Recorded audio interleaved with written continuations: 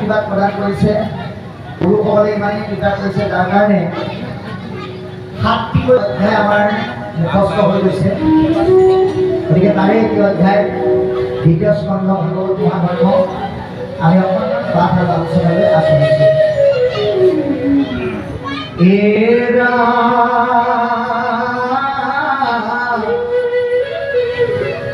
জয় জয় কৃষ্ণ জান স্মরণ মঙ্গল যাব যুগাদিনু হরি নাম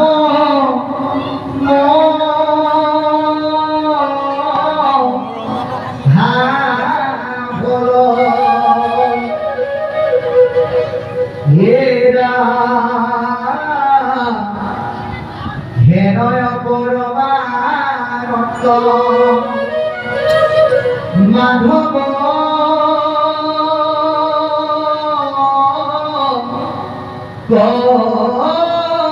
করিতে কুমরি উদর নীল করে পশিবে ঘোর কলি যুগে মল মতি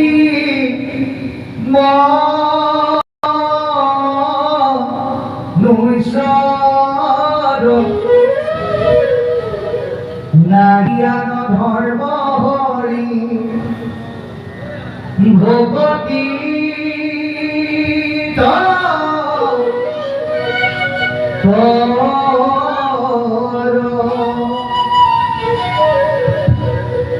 এরা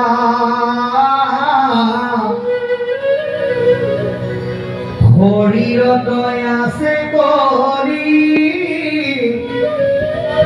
অকমান ধীরে করে দিব প্রীত যত দুঃখ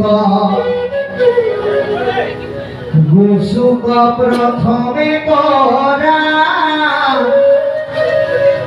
হরি হরি মুখ কৃষ্ণর শরণে করি আগে প্রণতি অচ্যুতর কিঙ্কর কর নিগলতি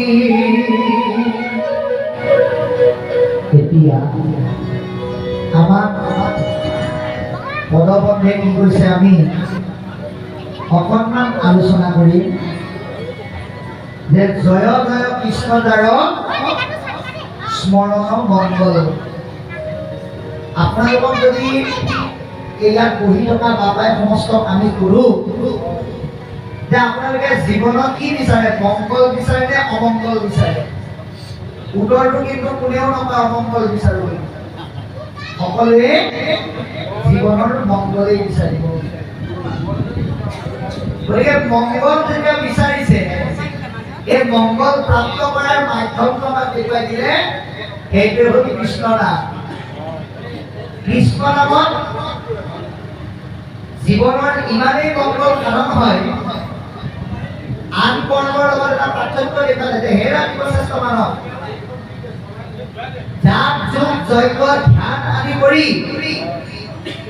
যিবিলাক পাবা সেইবিলাক হ'ল ফল কিন্তু ঈশ্বৰৰ নামৰ দ্বাৰা যিটো পাবা সেইটো কোৱা হৈছে মহাফল কাৰণ যিটো ফল পালে আমি আৰু জীৱনত পাব লগা একো নাথাকে সেইকাৰণে অন্য কৰ্মৰ যোগেদি পোৱা ফল আৰু কৃষ্ণৰ নামৰ যোগেদি পোৱা ফলৰ মাজত যে পাৰ্থক্য আছে এই কথা আজি আমাক অতি সুন্দৰকৈ বুজাই দিলে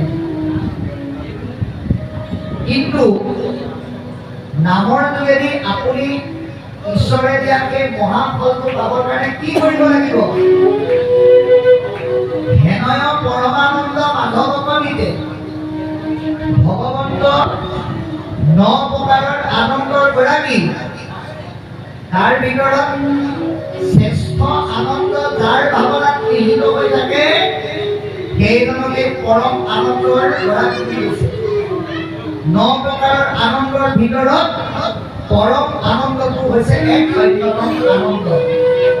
পৰম ঈশ্বৰৰ দ্বাৰা আপুনি আত্মাই বিচৰা আনন্দ পাবলৈ হ'লে কি কৰিব লাগিব? নিত্যভাৱে ঈশ্বৰৰ কথা চৰ্চা কৰিব লাগিব। এবছৰৰ মূৰত আজি আমাৰ বাপদাদাই নিজৰ পুত্ৰৰ কল্যাণৰ কাৰণে ভাগৱত পাতিম বুলি ভাবি থৈ আজি সেইটো কাৰ্যকৰী কৰিলে। অৰ্থাৎ বাপে কি কৰিলে? বাপে তেখেতৰ ভাৱময় জীৱনৰ যোগেদি তেওঁৰ দ্বাৰা যিটো গছৰ পুলি সৃষ্টি হ'ল তেওঁৰ পুত্ৰ, এই গছৰ পুলিটোক উপযুক্ত সাৰ পানী দিলে। সাৰ পানী কিন্তু 2 প্ৰকাৰৰ দেই। আপুনি যেতিয়া খেতি কৰে তেতিয়া গম পাব কি কি সাৰ? পচন সাৰ আৰু ভেদাল সাৰ। এতিয়া আপুনি ভেদাল সাৰ দি যিমান খেতি কৰিলেও সেয়া কিন্তু দেহৰ কাৰণে উপযোগী নহয়। এতিয়া আপুনি যদি আপোনাৰ ল'ৰাটোক ভেদাল সাৰ দিছে, কি দিছে? বোলে মোবাইল কয় যি খাব বিচাৰিছ, যি ল'ব বিচাৰিছ, যি খাব বিচাৰিছ, যলৈ যাব বিচাৰিছ মই দি দিছো, তই নিজৰ মতে যা, কাৰণ তই মোৰ এটাই ল'ৰা। তেতিয়া সেইটো হ'ল ভেদাল সাৰ। সেই ল'ৰাটোৱে তেতিয়া কাকো নমনা হ'ব। আৰু আজি বাপজনে এইটো এটা নিৰ্ভেজাল সাৰ দিলে। কি দিলে? এই যে তেওঁৰ পুত্ৰ শক্তি এই গছৰ পুলিটো ৰাম নামৰ যে ভাগৱতৰ সাৰ পিচি দিলে। এই পুলিটো এদিন যেতিয়া বটবৃক্ষ হ'ব, মাক দেউতাকে ৰাতি 12টালৈকে ল'ৰাটো কলৈ গ'ল বুলি চকু মেলি পূজা কৰি থাকিব লগা নহয়।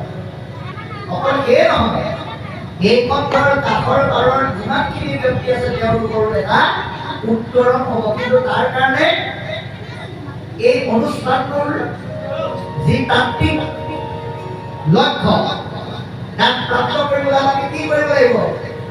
বোলে এবছৰৰ মূৰত ভাগৱত পাতিলে, দূৰৰ পৰা পাঠক আনিলে, এজন নহয় দুজনকৈ ব্যাখ্যাকাৰ মাতিলে, বোলে বিহপুৰীয়াৰ পৰা বৰাবাক আহিল, নাৰায়ণপুৰৰ পৰা বৈষ্ণৱ পণ্ডিত জগতবলীয়া বাপ আহিল, দুজনকৈ ব্যাখ্যাকাৰ আহি আমাক কথাখিনি কৈ থৈ গ'ল। আজি শুনিলো, কাইলৈ পাহৰিলো, তেনেকৈ হ'লে নহ'ব। এয়া নিত্যভাৱে চৰ্চা কৰিব লাগিব। আপোনালোকক মই এটা বাস্তৱ উদাহৰণ দিম। আপোনালোকে যেতিয়া ৰাতিপুৱা শুই উঠে তেতিয়া কি কৰে? গোটেই দিনটো কাৰণে বাল্টিং, জাৰ, ঘটি, লোটা যিমান আছে চবতে পানীবিলাক